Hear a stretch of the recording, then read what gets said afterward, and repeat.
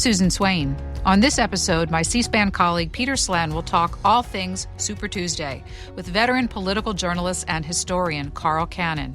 He's the Washington editor of RealClearPolitics. He's covered presidential politics since 1984. We'll handicap the 2020 field and look back over Super Tuesday's past and their role in cementing party nominees. Well, nearly a third of Democratic presidential delegates will be chosen this Super Tuesday. 14 states, Democrats abroad, and American Samoa will all be voting. Carl Cannon, how decisive do you think this Super Tuesday will be? Well, you've got 1/3 of the delegates that will be at the Democratic Convention in Milwaukee that will be chosen on Tuesday. Now, we won't know all of them. California is going to take a while to count.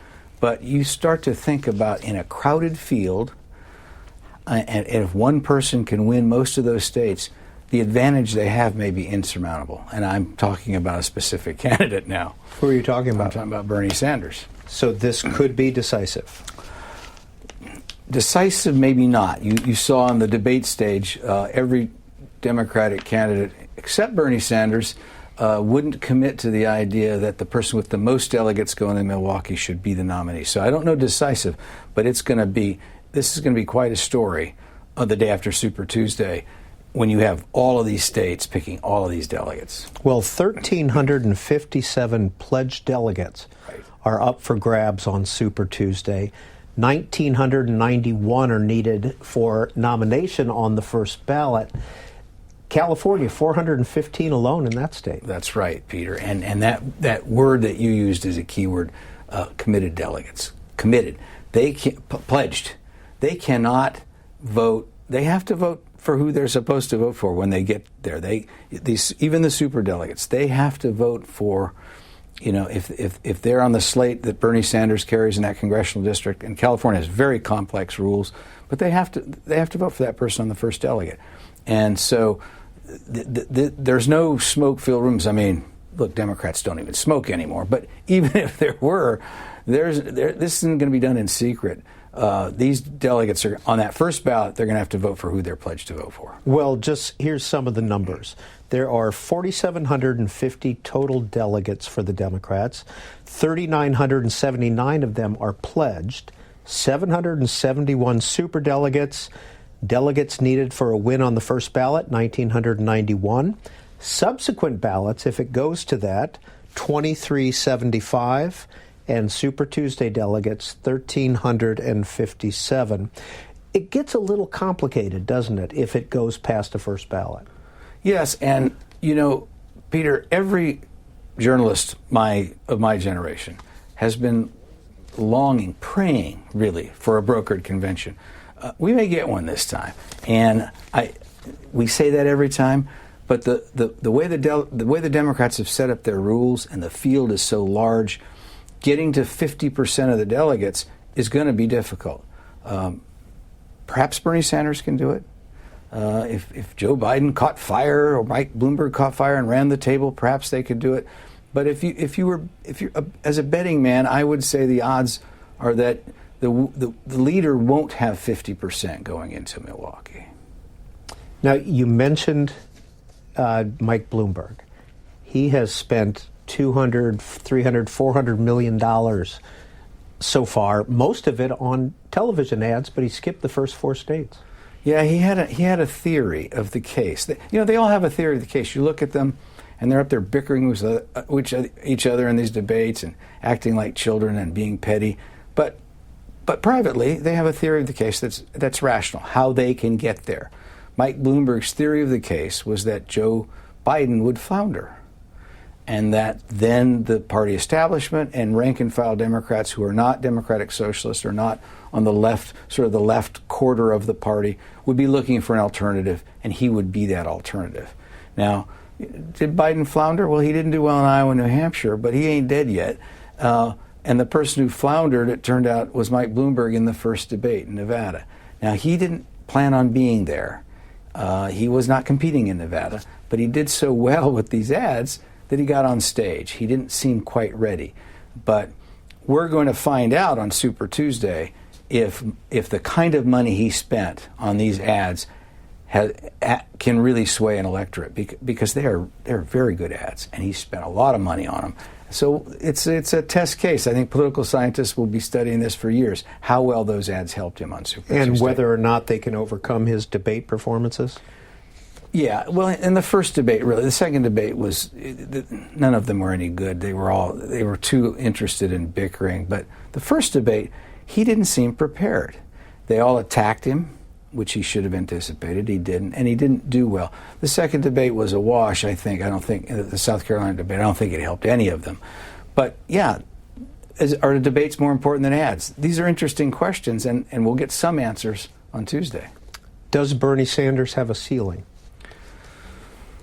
I'm hesitant to say that. And the reason I'm hesitant to say that is that it depends in a way how you define that. And I learned this 4 years ago. Donald Trump was said to have a ceiling. And he was winning all these primaries. But remember, he wasn't getting 50% of the vote. He was getting 30%, 40% as the field was crowded. The reason the field was crowded is the same reason it's crowded this year. All of those other Republicans thought, if I can just get these other guys to quit, I can go against Donald Trump one-on-one. I can beat him. Now, there's no evidence that that was true, but they all thought that. But because they all thought that, they were slow getting out. Meanwhile, Trump's racking up the delegates.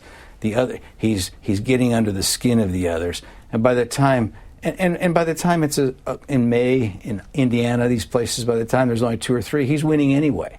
So I've learned to be modest about this. The establishment views that Sanders has a ceiling. I'm not sure that's true. Second biggest prize, Texas, 228 delegates at stake. Texas has morphed a little bit politically, hasn't it, over the last 10 years? Well, sure, it has. And what you have there is, like everywhere in the country, really, but a rising Latino population. And Democrats who are, for a generation, it's been a Republican state, but there's people old enough to remember when it was a Democratic state. And so the state is getting a little closer. Now, there aren't statewide Democrats elected there, but the margins have been getting closer in presidential elections. And, look, Democrats tell you this every 4 years. This year we carry Texas. Well, I don't see that. But in terms of the primary electorate, we don't quite know where Texans are. There used to be an old split back in the days of John F. Kennedy, Ralph Yarborough and John Connally, these Democrats. It's not that clear-cut anymore. You have progressives in Austin. You have Latinos all over the state. You have, so there's populists, the young voters, the millennials. And here's the one thing to remember, because this is true in Texas and it's true everywhere else, Peter, the millennials are the largest generation of voters in American history. That's new this time. It was last time they were on the cusp of overtaking baby boomers. Well, they have. And so if Bernie Sanders is doing good with young voters, that used to be a throwaway line. That's not a throwaway line anymore. That's his base, and it's a pretty good base to have, even in Texas. Are these winner-take-all primaries? No, they've outlawed them. And again, here's the problem with these Super Tuesdays and Super Tuesdays past. When I was a kid, California was winner-take-all, and it was held in June. And if you could hang on to then, you could show the party you were really the person that should be the nominee. Well, that's gone now. It's gradual. George McGovern started that. The progressives didn't want this. They wanted their strength to be reflected. But now, no state is winner-take-all. And it's not even winner-take-all by congressional district. So if you're well organized, or if you have a strong core of support, like Bernie Sanders, even no matter what if it's 20%, as long as it's more than 15%, you'll get delegates everywhere. So California has now moved up to Super Tuesday, and it didn't want to be in June; it wanted to be relevant, but it's done away with the winner-take-all. And so what it's done is, in a crowded field, it helps a candidate who has a committed cadre of supporters, even if those supporters are only 20% of the party. That person is going to get delegates, and perhaps in California, the most delegates. So let's say a Joe Biden or an Amy Klobuchar pick up 10, 15% of the vote in state X. Does that keep them alive? Well, let's stick with California instead of state X. The way you asked the question is interesting. 10%? No. They're hosed. 15%? That's good, because there's this 15% threshold, but it applies to all of them. And the problem in California, we have a story in Real Clear Politics this week, written by a well-known journalist, Lou Cannon. You may be familiar with him. He points out that you put all these also-ran candidates together, you get 28, 30, 40% of the vote. They won't get any delegates. It will only go to those candidates with 15% or more in these places. And again, so who does that help? Well, it helps the candidates with strong name ID. It probably helps Biden. It helps the candidates who have this committed core like Sanders. It hurts candidates like Klobuchar, she's done well in the debates, but she's from the Midwest. She's not very well known in California. She hasn't had enough money to compete on the airwaves there the way she would have liked.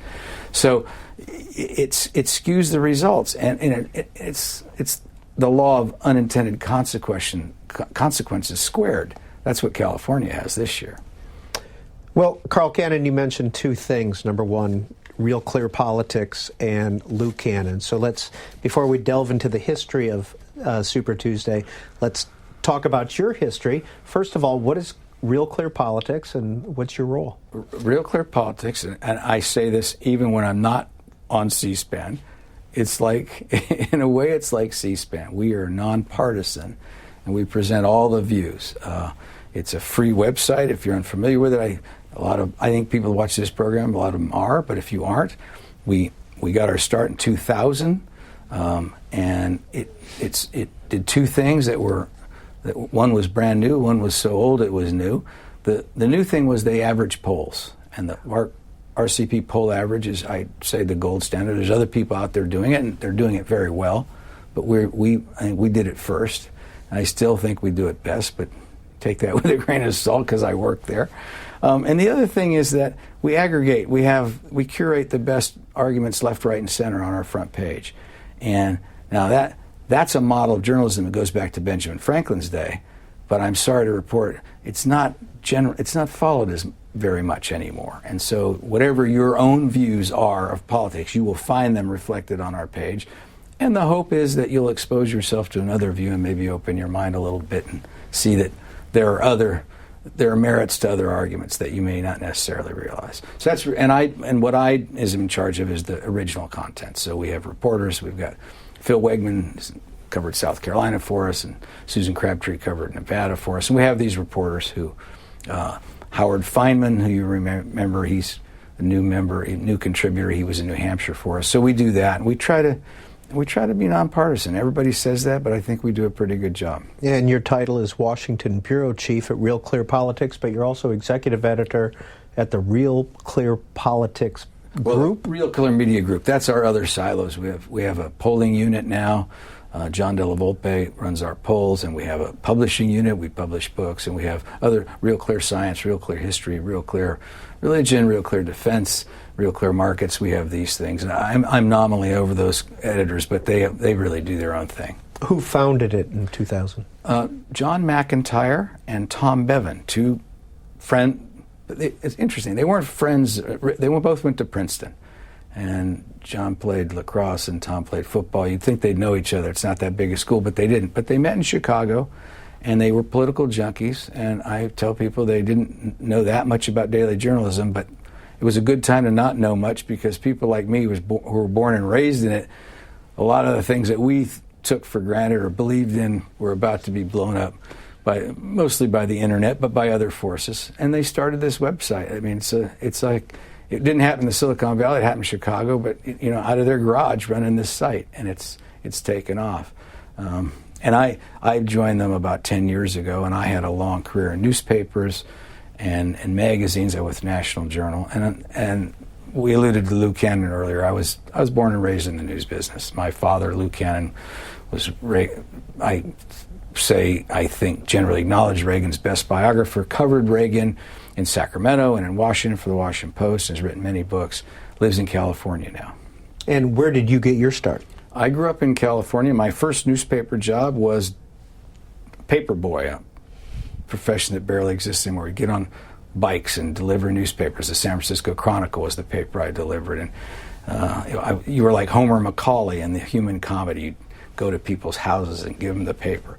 And then I went to journalism school at the University of Colorado and started my career in Virginia, small Virginia newspapers, and worked in Georgia and California newspapers, and was sent here by the San Jose Mercury News back in, I thought I'd be here a couple of years to go back to California. Well, Reagan was president when that happened, so I've been here all that time. You've written a couple of books as well. I've written, my first book was called The Pursuit of Happiness in Times of War. I talked on this network with Brian Lamb.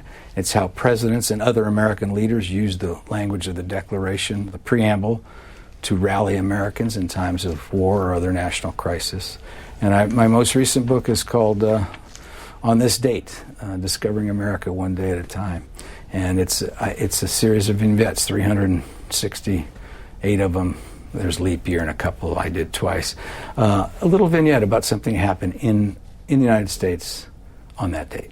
Well, Carl Cannon, what's the effect of President Trump holding rallies in a lot of the primary states right before these Democratic primaries? Have you seen anything like that before? Yes, I have, but not to this extent. Presidents want to look. The old days of the president standing down during the opposition party's convention, that was a civility that you could tell that people in the White House, they wouldn't even believe it ever happened. But we're beyond that point now. Trump's trying to show his strength in these states, and the early primary state of Iowa, the early caucus state, is a state he thinks he can carry. He wanted to remind people of that. He'd like to carry New Hampshire too. He plans on carrying South Carolina. So these early states are places where he could flex his muscle. And remember, we've never had a president impeached in the first term like this. He's feeling put upon. He wants to sort of get back at the Democrats. He's not over it yet, let's just say. Well, how did this all begin? Where did Super Tuesday come from?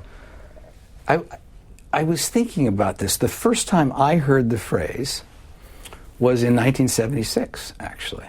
And I wasn't covering politics yet. I was just barely out of college. But it was at the end of the road. There were 3 primaries on the last day, June 8th, I want to say. Now I'm doing this from memory right now, June 8th. But it was New Jersey, Ohio, and California, and that's how I knew about it. And this was a lot of delegates. And Jimmy Carter had kind of stolen the march on the Democratic field that year in Iowa. But by the end of it, he was an outsider, not to the extent Trump is, but he challenged the establishment. And the establishment was thinking, what are we going to do to stop him? And they didn't really have a candidate. They had a couple candidates, but they hadn't been able to do it, Scoop Jackson and Mo Udall. And so Jerry Brown entered late. He was the new governor of California, young. This is the first time he was governor, very young. And he won, I think, 4 of the last 6 primaries.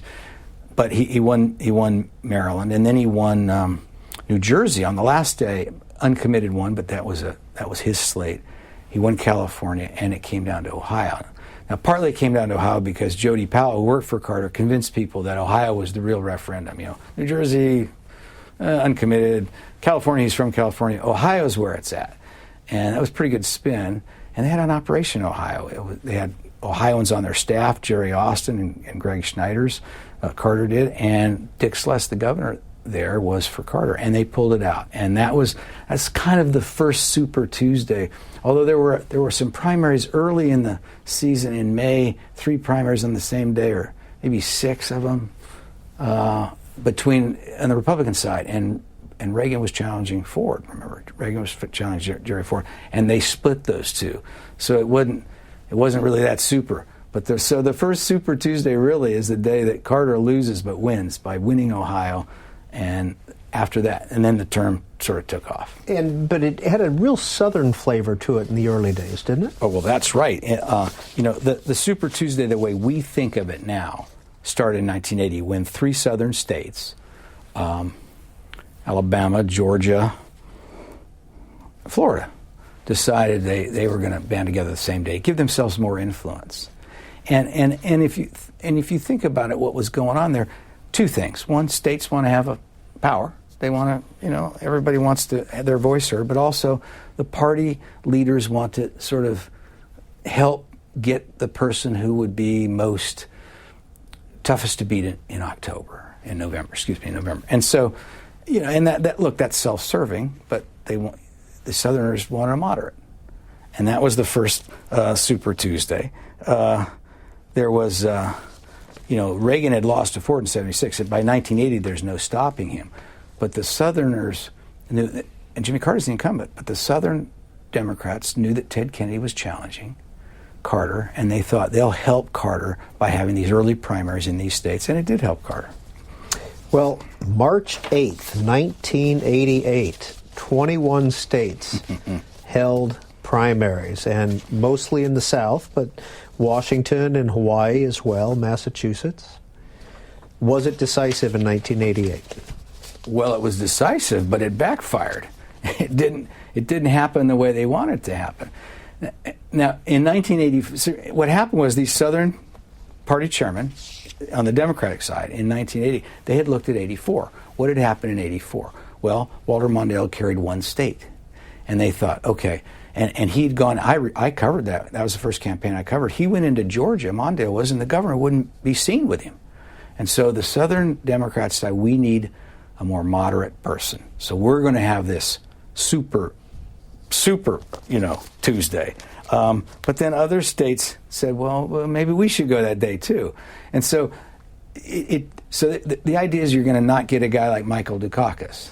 That's the idea. But you got Michael Dukakis. So how did that happen? Well, a couple of three reasons. The first is that the theory was, in my view, the theory was wrong to begin with. 1984, Walter Mondale, he got a hearing. They got a hearing. They had Jesse Jackson ran that year, John Glenn ran that year, and it came down to Gary Hart and Mondale, and the moderates had their say. They just didn't win, and so the primary calendar wasn't their problem. And the other thing was, look, they lost to Ronald Reagan. Anybody would have lost to Ronald Reagan. For the Democrats to beat Ronald Reagan in 1984, Franklin Roosevelt would have still been alive, and he wasn't. So to me, the thing maybe was ill-considered to begin with. But then in 1988, what happened was, and this echoes of now, you had a big field. And so they want a moderate, but Jesse Jackson and Al Gore split the Southern primaries. These northern states added their states. Dukakis won them. Dick Gephardt and Jesse Jackson and Gore siphoned off votes in Florida that might have gone to a moderate, and so Dukakis won there. And so in the end, it not only didn't work, it backfired. It assured Michael Dukakis would be the nominee. Super Tuesday of 1988. The law of unintended consequences. Okay, that was 21 states in 88. It's 14 states this year. It's been a variety of states every year. They come in, they go out, they come in, they go out. Right. Yeah, well, and the party tries to control it. 8 years ago, they punished these states. Oh, if Michigan, you move up, we won't seat your delegates. Well, come on, we cannot seat their delegates. So the National Party really has very little control over it. They've tried to exert control of it. And again, the National Party tries to exert control for the most logical and healthy of reasons. The parties want to have the best nominee. And they feel, should we have a regional primary? Should we get rid of Iowa and New Hampshire? Why did South Carolina jump up? Every year you have these, but the states really decide themselves. And that's the essence of the problem. Unless you're the nominee, then you think it's the beauty of the system. Well, Carl Cannon, we have a case in 1988 and in 2020 where a state like Massachusetts is part of Super Tuesday, but they're kind of like the kid in the back of the room raising his hand and nobody's paying attention to him, right? Well, yeah, look, Massachusetts has had these nominees, right, and they haven't done well. So John F. Kennedy won, but, Dukakis didn't win, Kerry didn't win. Paul Tsongas ran against Bill Clinton, and there was another Super Tuesday in 92. Tsongas won Massachusetts, but that's it. Massachusetts is not going to have the role that Texas does. It just isn't, even in the Democratic side. But if these states band together, remember in 2008, John McCain, the base of his support was New England.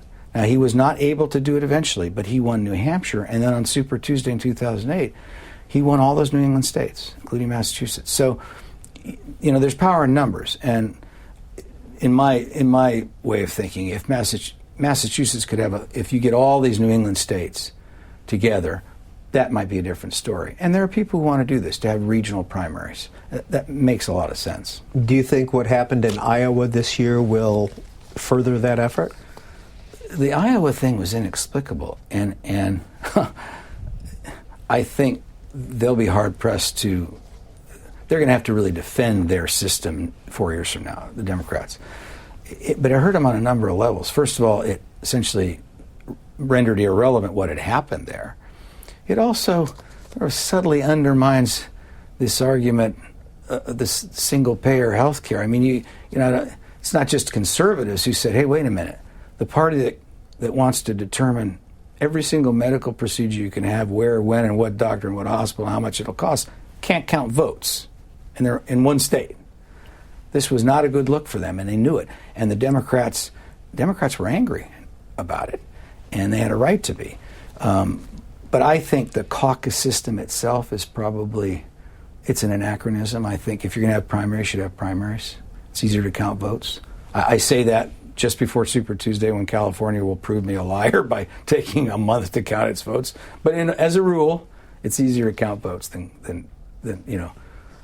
hands in a gym, and people are going here and there to their next candidate, and all the things Iowa does that we thought were quaint now we think are kind of goofy. Well, it was in 1992 that Merle and Earl Black appeared on the Book Notes program here on C-SPAN. They were talking about their book, The Vital South. I want to show a portion of it and get your reaction. The most interesting thing to me from the Super Tuesday primaries of 1992 in the Deep South states, this is true of South Carolina, Georgia, Mississippi, the states that I've been able to look at, is that for the first time in history, in those primaries, more white voters voted in the Republican primary than in the Democratic primary. I think this is a leading signal of increasing white indifference to the Democratic Party. Many whites just not really caring too much about what the Democrats do. For many of the Southern whites who are more racially conservative, I think the Democratic Party has dropped off their radar screen.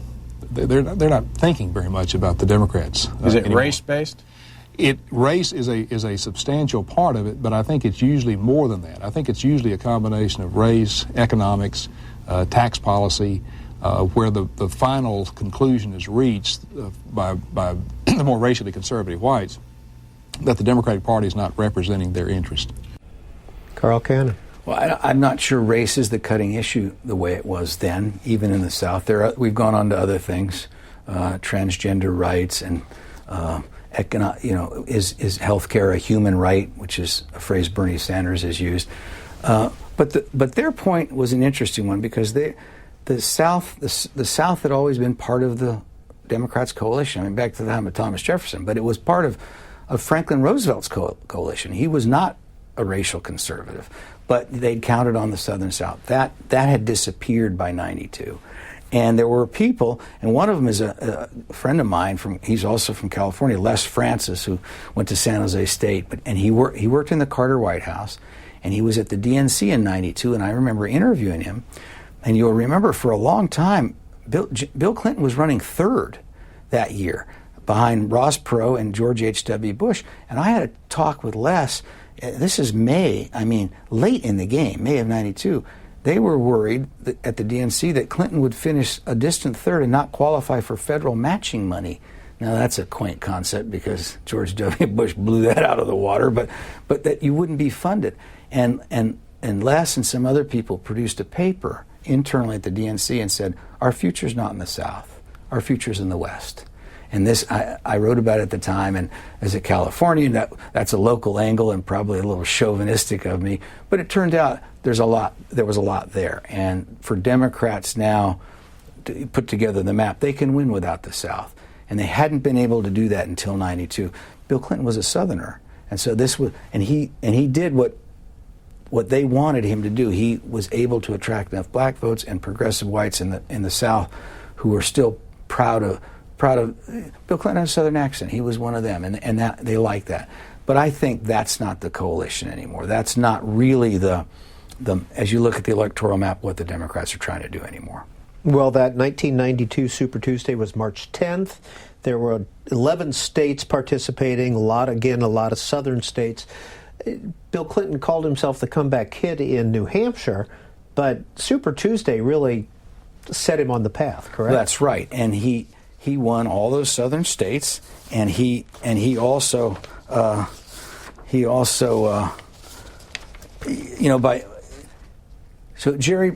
Paul Tsongas was in that, and Jerry Brown, and it wasn't a strong field, but when he wins that day, and then a week later on the St. Patrick's primary in Illinois and I think Michigan, he wins and he clinches it.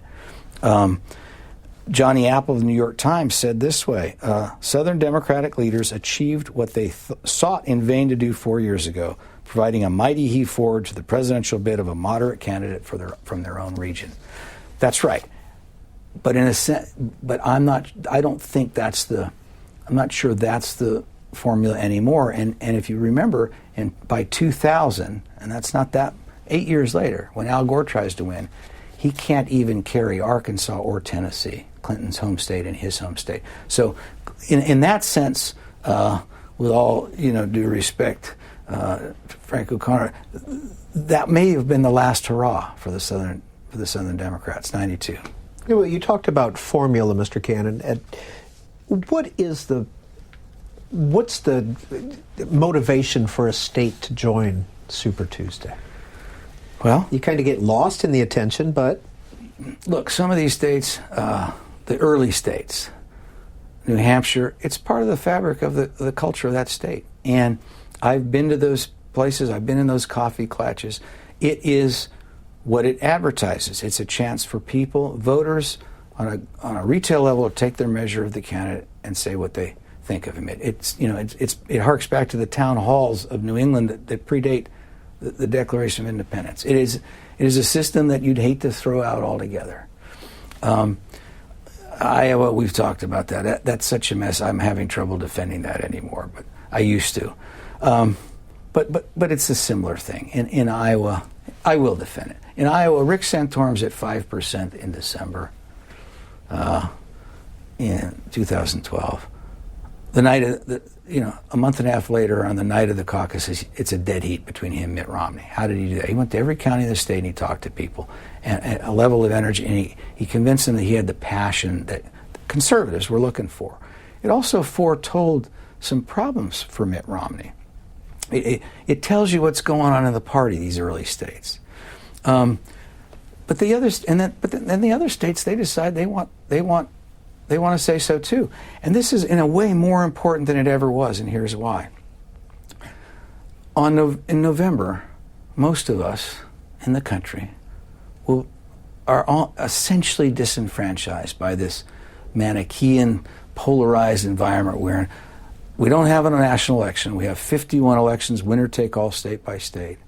Except in a handful of those states, the winner is foreordained. And you tell me the state, and then I'll tell you it's a D or an R state, and nobody thinks that's a great system, especially when the parties are polarized, because there's so few moderate. Not only are states left out, centrists are left out. And so what you're down to is swing voters in swing states are the only people who count in November. And you know the states as well as I do, Peter, And we could even be liberal and let's add Colorado and Arizona and Virginia and Minnesota even to them. But then we're down to the core states we talk about every 4 years. Pennsylvania, Michigan, Florida, Ohio, New Hampshire, New Mexico. Everybody else's vote is pretty much foreordained. So the political parties in these states and the rank and file voters think, well, maybe we can have a choice in the nominating process. And this is the great rush to not only to front load the thing, but to get on Super Tuesday, to get on the calendar before the nominee is chosen. And it's a human nature. And the answer may be regional primaries, but what we're doing now is it doesn't help the parties always get the nominee, their best nominee. But it's certainly understandable why voters in these states want to have a say-so. But Donald Trump really kind of flipped the script in 2016, didn't he, by going to Michigan and going to Pennsylvania and actually winning them for the Republicans for the first time in a long time. Well, and look, Trump told us something, just like Bernie Sanders is telling us something this time, and Bernie Sanders did last time. There were states, Peter, where, and conservatives noticed this, the never Trump conservatives, and it worried them. Progressives, left-wing progressives like Michael Moore noticed this and tried to warn the parties. Hillary Clinton had difficulty in November in states that Bernie Sanders carried against her in the primary and Donald Trump won in the Republican primary. And Michigan fits that bill. So did Indiana. We think of Indiana. Barack Obama carried Indiana. The Democrats aren't even going to compete there this time. And what happened in Indiana in May, and it essentially clinched it for Donald Trump, and it kept Bernie Sanders in the race all the way to the convention was, you had everywhere in those states that Bernie Sanders and Trump, they were saying very similar things, and they were talking to working class Americans in traditional industries who'd been left behind, and they talked about NAFTA. There was a plant there, 2 plants there that made refrigerating equipment. Carrier was the name of the company, and they announced the company, some big conglomerate in New York, that they were getting rid of those jobs and sending them to Mexico. And they weren't even all that coy about it. They said, well, we can pay the people in Mexico because after $3 an hour, we're paying you $20 an hour. And these companies were profitable. And Donald Trump, Bernie Sanders and Donald Trump used slightly different arguments, but they both really attacked this as what was wrong with the economy, and they said that the two parties had let people down. And so, Donald Trump wasn't really a Republican. And Bernie Sanders, until he ran 4 years ago, if you called him a Democrat, he would correct you. So these two guys have come in and tried to take over these two parties. And one of them has done it, and the other's halfway there. And that's a warning shot to these two parties. And it also shows you why these political primaries are so important if we, the people in Washington and the political writers, listen to what the voters are telling us. Well, you talked about the political primaries and some of the problems that we've had so far this year. There's a movement afoot to get rid of the Electoral College. Well, yeah, and this came up in 2000, and when George W. Bush won, despite, at the Supreme Court and the Florida Supreme Court and the hanging chads and the Florida recount and all that, but even if you grant that he won Florida, and I'm convinced he did, there are recounts, but he won 500 votes, 1,000 votes out of several million cast. But he lost the popular vote by almost 500,000 votes. I think 500,000 votes. And people say, wait a minute, Hillary Clinton was wrong. Wait, is that the way we should be doing this? Now, when your Democratic friends said this to you, if you were me, you'd say, okay, I get the point, but if Hillary Clinton had lost the popular vote by 500,000 votes and won the Electoral College, would you be saying this? And if they were friends of yours, they would admit, well, no, I probably wouldn't. But this thing 4 years ago wasn't 500,000 votes. It was, almost 2.5, 3 million, between 2.5 and 3 million votes. Yeah. And it could happen again. Now there's a limit to the math because it can't be 20 million, but if it's 4 million votes or 5 million votes, that's, to me, stresses the Constitution. I've always believed in the logic of the Electoral College, and it's the same logic of the Senate. But at some point, when California has 40 million people and, Wyoming still has less than 1 million, should each state really get 2 senators? It becomes a more difficult argument to make. Even the founders knew what they were doing. They may not have known where we were going in 2 centuries. And this is the problem with the Electoral College. At some point, the one person, one vote, it's not in the Bible, It's not a law of nature, but it's pretty good common sense. And if one party keeps winning while losing, I think the country will look at this.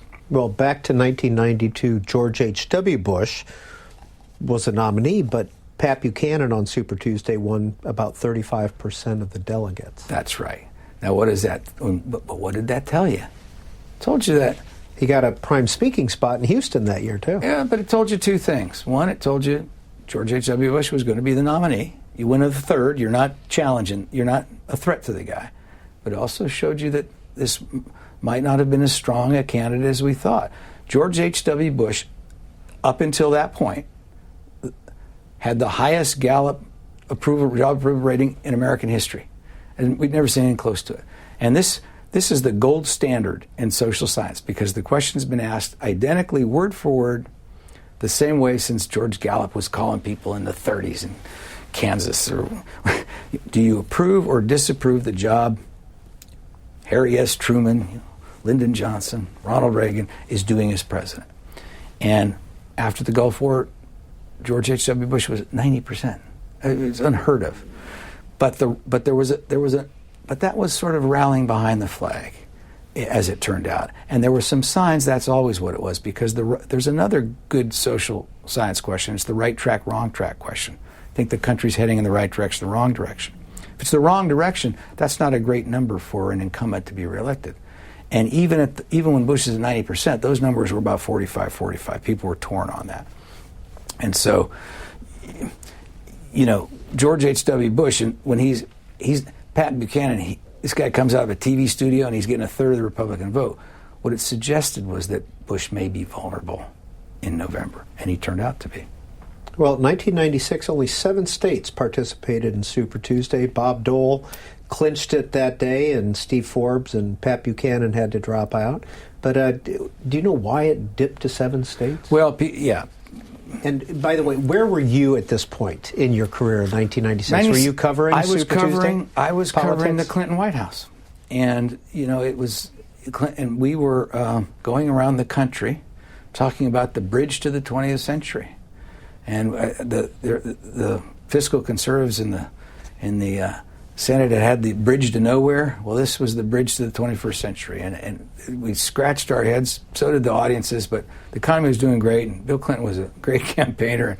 Dole was never much of a threat to him. And at some point, Bob Dole here's a legitimate war hero, right? And and Clinton's going around telling all these whoppers and just being glib, and Dole gets mad. Where's the outrage? Well, the economy was doing good, and Clinton seemed very capable, and audiences loved him. So it was an election about not much. It wasn't one of Bill Clinton would say this is the most important election in our history, but it wasn't. It was an election between 2 capable guys, and the incumbent won.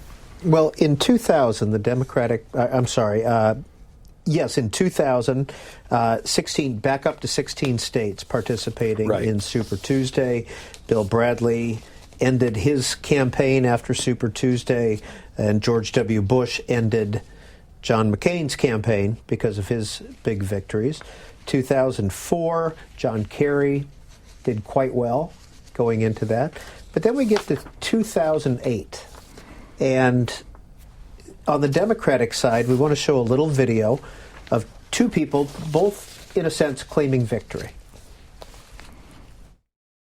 And tonight, in record numbers, you voted not just to make history, but to remake America.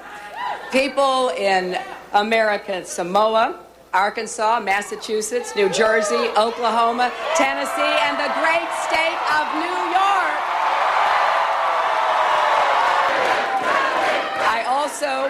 I also want to congratulate Senator Obama for his victories tonight, and I look forward to continuing our campaign and our debates about how to leave this country better off for the next generation, because that is the work of my life. The polls are just closing in California, and the votes are still being counted in cities and towns across America. But there is one thing, I love you back.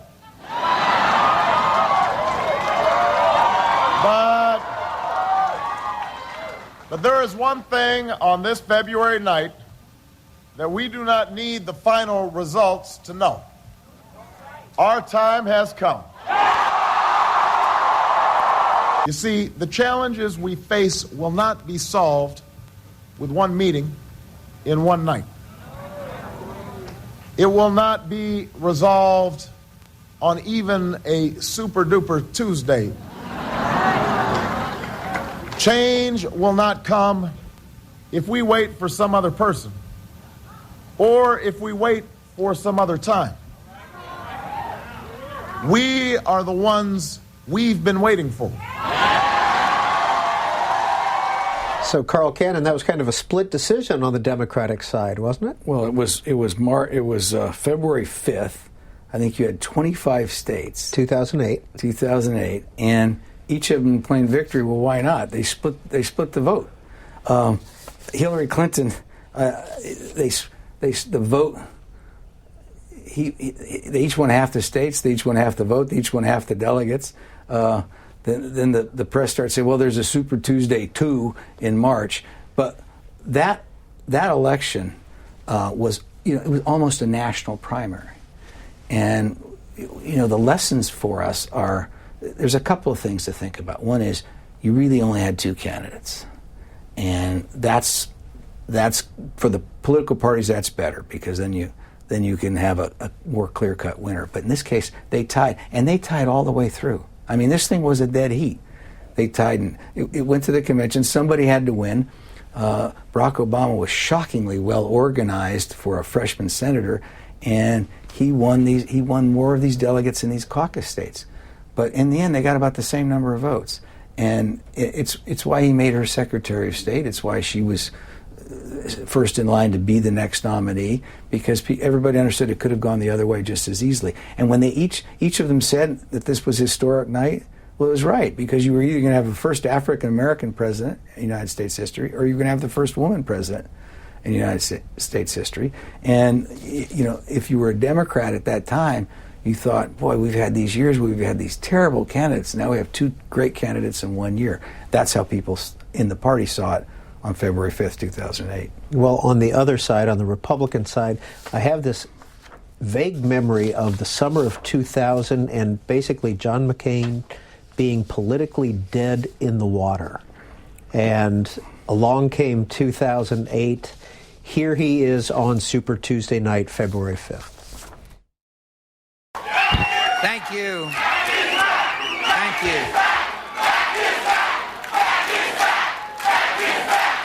Thank you.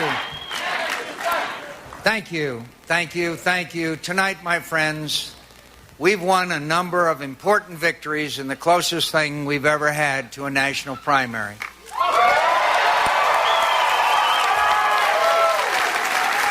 We've won some of the biggest states in the country. We've won primaries in the West, the South, the Midwest, and the Northeast. And although I've never minded the role of the underdog, and have relished as much as anyone come from behind wins, tonight, I think we must get used to the idea that we are the Republican Party frontrunner for the nomination of President of the United States. It was quite the comeback for him, wasn't it? Well, he'd been given up for dead. He was the Joe Biden of this year, and he came back, and after he'd lost to Bush in 2000, and what he'd done is he'd won New Hampshire. He'd swamped Bush in New Hampshire, and people thought, oh, we're going to have this maverick be the president. But in 2008, he's no longer the maverick, and this is the old Republican Party, where they nominate the person whose turn it was, and it was his turn. And the Super Tuesday there did exactly what one of the rare times what the establishment of the party wanted it to do. It picked the person who was next in line, who the party leaders, and look, it'd been tough for them to come to that point with John McCain, but by 2008, that's where they were. And he beat Romney, he beat Huckabee, and he was the guy after Super Tuesday. He referenced national primary. You think that's a good idea? I don't know. That's for the parties to decide. But let's think about it in another way, though. Because you've all this early voting now, and you have these debates and campaigns. if you had a national primary, the campaign couldn't unfold organically. We learn things about these candidates as the campaign goes on. So what to me make more sense is to have 4 or 5 regional primaries in a rolling order, and a different order every time. Iowa and New Hampshire wouldn't get to go first every time. And if you think about it, it's backwards anyway. Winter in New Hampshire and Iowa is terrible. Spring is those states could be lovely. So you probably want to start down south. But regional primaries make more sense. You'd have people with regional strength. The parties could decide if they want to do it winner take all or region take all even. But this hodgepodge that you have to do every year, they always seem to be one step behind. You know, they're fighting the last war. And so the party leaders who designed this system this year, believe me, they did not do it to favor Bernie Sanders.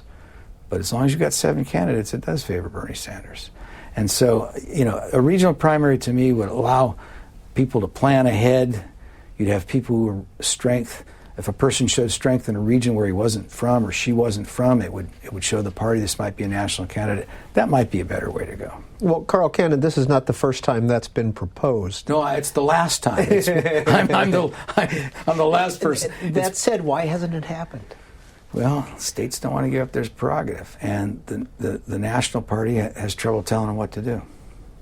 Nobody can jump in front of Iowa. Nobody can declare that we're going to hold our primary/caucus on X date. You know, it's interesting to see how you'd get there. It would probably, to paraphrase Hillary Clinton, it would take a president, not a village. It would take a president. But what do presidents think about? They think about their own reelection. Let's be honest. But a president who thought about this and wanted to position his party for the future. And look, I don't mean to be critical of these people, but they don't even pick vice presidents with in mind for the future. You know, being president is a tough enough job, and winning's tough enough. That's all they're focused on. But if a president, and the president, or this phrase we use, the titular head of their party, they're more than that. They're the head of their party. The president of the United States runs the RNC and the DNC. The president could do a lot. But you'd have to get somebody who would be thinking outside their own head and outside their own future. And our system doesn't seem to be producing people who take the long view. Well, Super Tuesday 2008, there were 24 states in the Democratic primaries, 21 GOP states. In 2012, that dropped to 10 states for the GOP. Mitt Romney scored a knockout victory over Newt Gingrich and Ron Paul and Rick Santorum. And then we come to 2016, and we're at 11 states. This was referred to as the SEC primary. Yeah, well, that's the southern states, and yeah, that's returning to its roots in a sense. Exactly, returning to its roots. And so, when you set up a southern primary in an election that has Jeb Bush and Marco Rubio and Newt Gingrich, you don't really think that a billionaire from Queens with a thick New York accent who's never held office is going to sweep your SEC primary. But that's why it's hard to look. That's what makes politics fun. You know, if we already knew how it was going to come out, we wouldn't be covering it, and people wouldn't be watching. Out of those 11 states, a third of the delegates for the Democrats were in play, and Bernie Sanders and Hillary Clinton split. Hillary Clinton did better than Bernie Sanders. On the GOP side, half of the delegates were at stake, and President Trump won on Super Tuesday. Alabama, Arkansas, Georgia, 3 southern states, Massachusetts, Tennessee, southern, Vermont, and Virginia, another southern state. And the decisive state that day was probably Florida, and that was Marco Rubio's last stand. It was his Alamo, as it turned out. He was driven from the race, and you know, Donald Trump he's got a place down there at Mar-a-Lago, but he's not a Floridian, and he won in Florida and essentially ended it by winning Florida. And Ted Cruz that same night in 2016 won Alaska, Oklahoma, and Texas, while Marco Rubio won Minnesota. Well, he won a Minnesota. He won a Minnesota caucus, but you could win a bar bet. There was a state he won a primary in.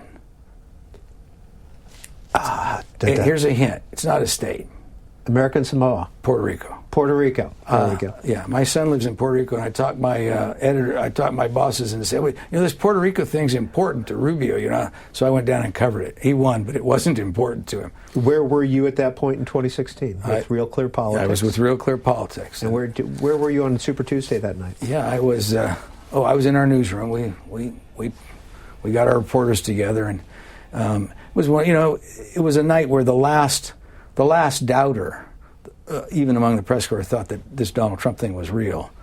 That was put to rest. Super Tuesday, 2016. Well, March 1st, 2016.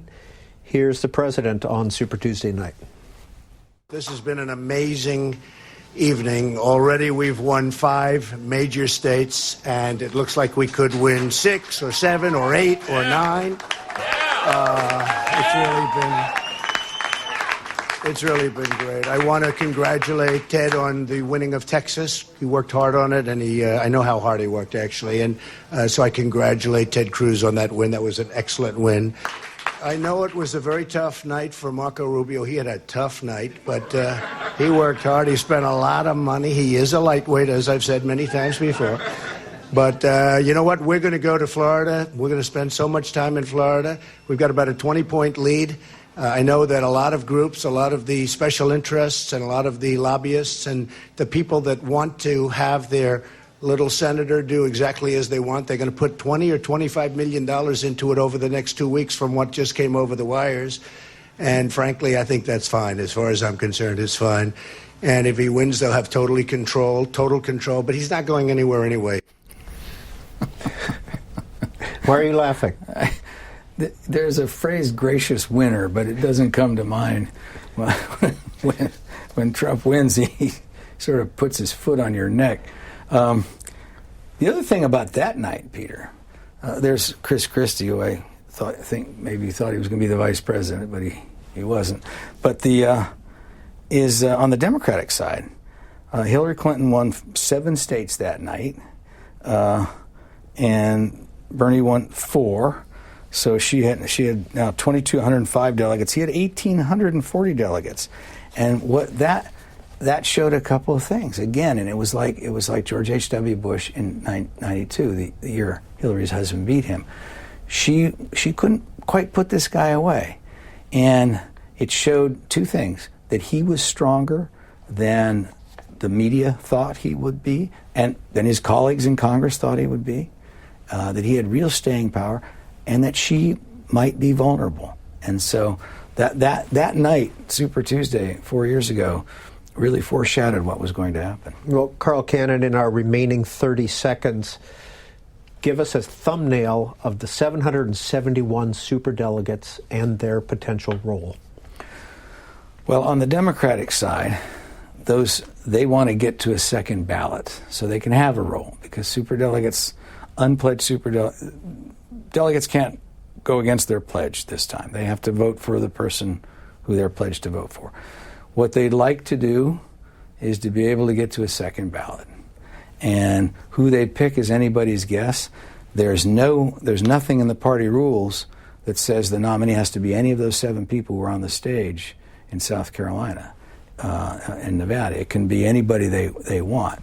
I wrote a column for RealClearPolitics, and I said that it could be like 1880 in Chicago on the Republican side, when James Garfield gets up to give a speech in support of fellow Ohioan Senator Sherman, and at some point the speech stops and says, "What do we want?"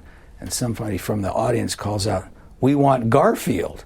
And the chant goes up, "We want Garfield, we want Garfield." I reprised that and updated a little bit, and in my scenario, it was Michelle Obama who was speaking to the convention, and when she paused and made the mistake of saying, "What do we want?" they chanted, "We want Michelle, we want Michelle," and she was acclaimed by the convention. A friend of mine who's a lawyer called me and said, "You don't usually write columns like this." He said, "But if this happens, I want to be your booking agent." Carl Cannon of RealClearPolitics. Stay tuned for the Democratic Convention, July 13th through 16th in Milwaukee. Thanks for being with us on Q&A. It's been a pleasure, Peter. Thanks for listening to C-SPAN's Q&A. Subscribe wherever you get your podcasts, and you'll never miss an episode. And while you're there, please take a minute to rate and review us. You can also send us an email at podcasts@c-span.org with your questions, comments, or ideas. Your feedback is welcome.